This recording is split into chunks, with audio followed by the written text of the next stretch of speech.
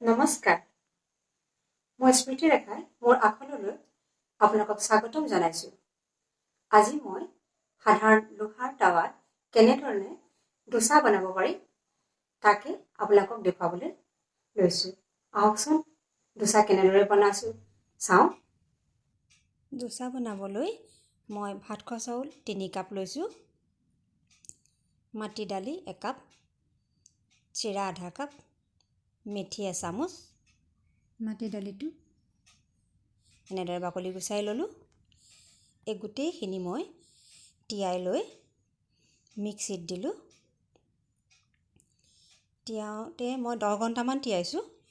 10 ঘণ্টা তিওৱাৰ পাছত মিক্সিত দিয়াৰ পাছত এনেদৰে বেটাৰটো হ'ল আৰু এইখিনি মই ঢাকন মাৰি 12 ঘণ্টা থৈ দিলোঁ।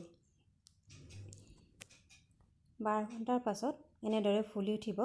মই চিৰাখিনি এতিয়াহে মিলাওঁ মিক্সিত দি আৰু প্ৰয়োজন মতে নিমখ মিলাওঁ। বেছি এইটো ডাঠো নকৰিব, পাতলো নকৰিব।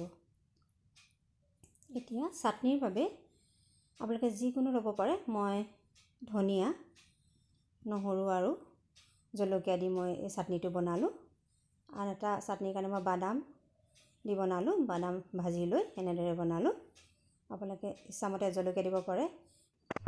মাজত পুৰ দিবৰ কাৰণে পিঁয়াজ, নহৰু, আদা, জিৰা, বাদাম, হালধি, গৰম মছলা দিলোঁ।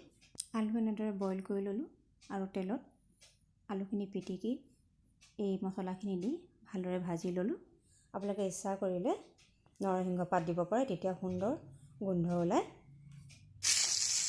মই প্ৰথমতে টাৱাখনত এনেদৰে তেল দি ল'লোঁ। এখন গৰমে কৰিব, তাৰপিছত পানী ছটিয়াই দিম অলপমান কাপোৰ এখনেৰে। তাৰপিছত এনেদৰে মোহাৰি লওঁ আৰু বেটাৰটো দি এনেদৰে ঘূৰাই দিম। জুইটো কমাই দিব। প্ৰথমতে কিন্তু জুই বেছিকেই দিব। বেটাৰটো দিয়াৰ পাছত জুই কমাই দিব।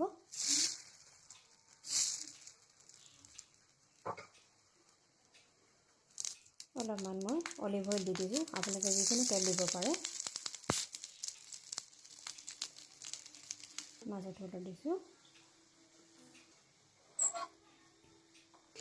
জুইটো কমাই দিছোঁ। এনেদৰে এৰাই আহিব, লুটিয়াই দিব। এনেদৰে সুন্দৰ ৰং এটা আহিয়ে যাব। মাজত আলু পুৰখিনি দি দিব।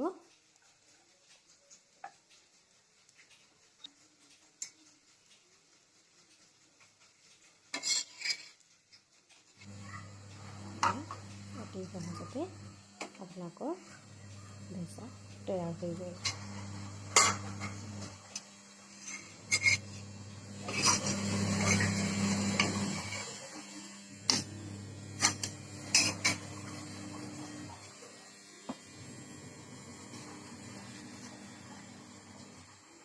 ভিডিঅ'টো চাই কেনে পালে? যদি ভাল লাগিলে লাইক কমেণ্ট কৰিব আৰু মোৰ চেনেলটো ছাবস্ক্ৰাইব কৰিব। ধন্যবাদ।